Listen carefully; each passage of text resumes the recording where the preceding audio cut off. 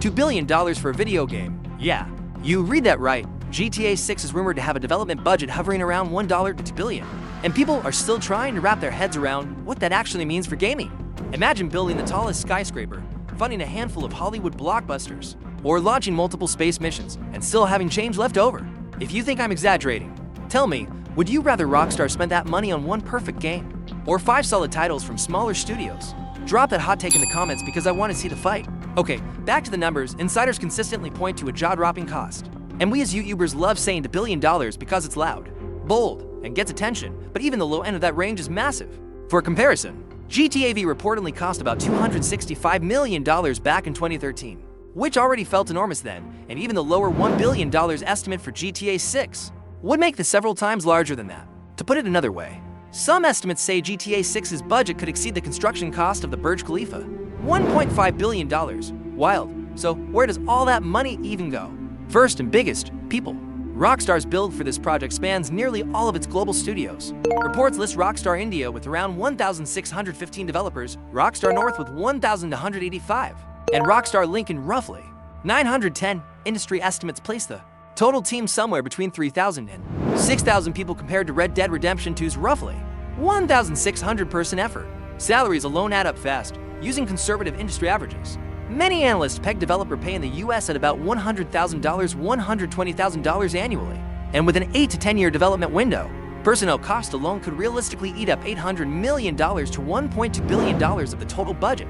That covers programmers, designers, QA, but also huge squads of specialists, motion capture experts, facial animation teams, cinematic specialists, and hundreds of animators. Imagine 500 animators working on nuanced human movement versus the smaller teams Rockstar used on Murder to Witch at around 80 to 85 gameplay animators and similar numbers for cinematic and facial teams.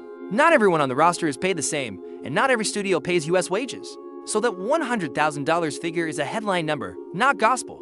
But it still shows how human capital becomes the single largest cost center. Next, technology and tools. GTA 6 is reportedly built on Rage 9, Rockstar's next engine iteration, which is being pushed to do things games haven't done in real time before, physically simulating water, massive procedural object generation, smarter physics, and deep AI routines that shape NPC behavior and world reactions. The game is rumored to include revolutionary GTA 6 AI systems, thinking PCs with memories, believable daily routines, smarter driving, procedural animations, and reactions that evolve with your play. Implementing those systems means hiring AI specialists, building custom training datasets, and buying or building expensive tooling, and that's expensive. Motion capture and performance capture also cost real money. Full performance capture studios, voice booths, pixel perfect facial capture, and the teams to process and integrate all that data are resource heavy. Then there's the unsung infrastructure costs, cloud computing, server architecture, and security. After the 2020 footage leak, Rockstar reportedly spent around $5 million to recover and patch the situation, and that incident alone likely multiplied security investments across the project, hardened networks, monitoring, and redundancy. Supporting the online side of a game the size of GTA 6 means massive server costs. Industry chatter suggests anywhere from the low hundreds of thousands to much higher per month for global hosting, scaling up around launch and ongoing live services. Marketing is another monster. Take-Two alone allocated about $74.5 million for advertising in fiscal year 2026.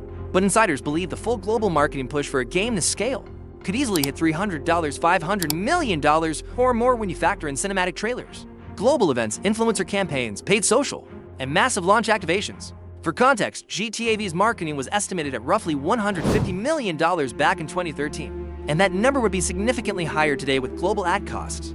So, when you stack personnel, tech, security, servers, and marketing, the $1 to $2 billion estimate starts to make more sense. Now, let's compare to other big budgets so you see the scale. Red Dead Redemption reportedly cost around $540 million including marketing.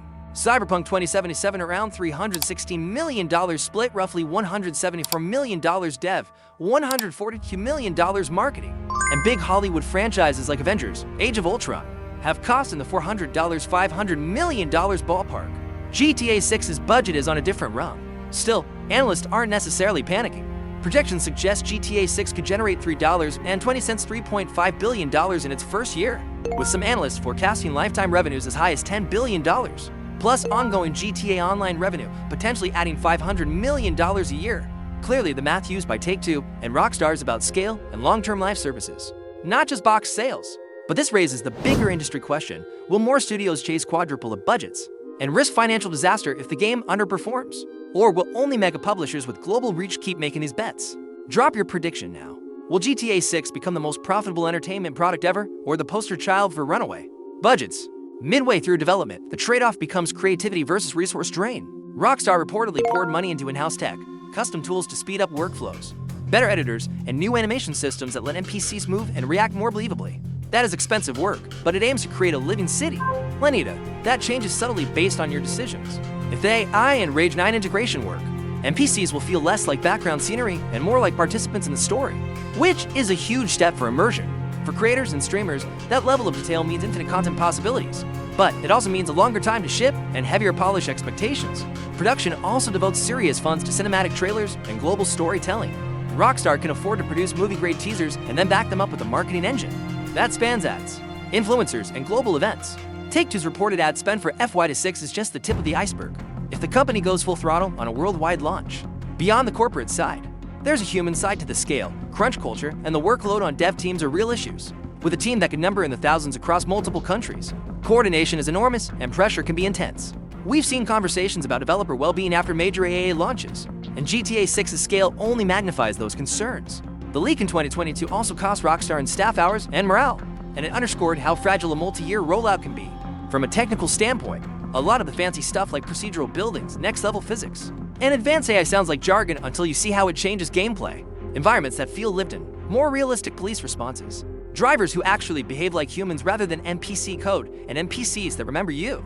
That requires massive datasets and clever engineering. But Rockstar has the resources to build those systems in-house. So the investment is not just flashy tech, it's the baseline for a new kind of open world. Now, let's get practical. If you're someone who plays GTA for chaos and stunts, you'll love better driving AI and more realistic police chases. If you're into story or roleplay, the deep NPC memory and social behaviors can make single-player moments feel more personal. For streamers and content creators, more emergent behavior equals more viral clips. For those worried about monetization and live services, know that Rockstar will almost certainly lean into GTA Online-style revenue streams to amortize that massive budget, which is why analysts assume those multi-billion revenue forecasts. By the way, if you want a rough perspective on server costs and ongoing support, think long-term. Live games need constant updates, anti-cheat measures, and community management, all of which add up over years. So, while the headline to $1 billion number feels scary, the business case for a game that continuously makes money for a decade is where Take-Two is betting. Before we wrap, consider this. Is gaming becoming so big it's basically Hollywood plus Silicon Valley rolled into one? Or is there still space for smaller, creative studios to thrive? That's the emotional question I want you to think about. Do you want the industry to trend toward fewer, enormous spectacles, or a diverse ecosystem of games? Let me know how you feel down below, and if you stuck with me through this long breakdown, smash that like button and subscribe for more deep dives into GTA 6 and gaming industry economics. I'll be covering leaks, AI news, and anything else Rockstar drops. So, hit the bell if you want the next update as soon as it drops. Thanks for watching, see you in the next one, and if you had to pick $1 billion or $2 billion, which side are you on and why?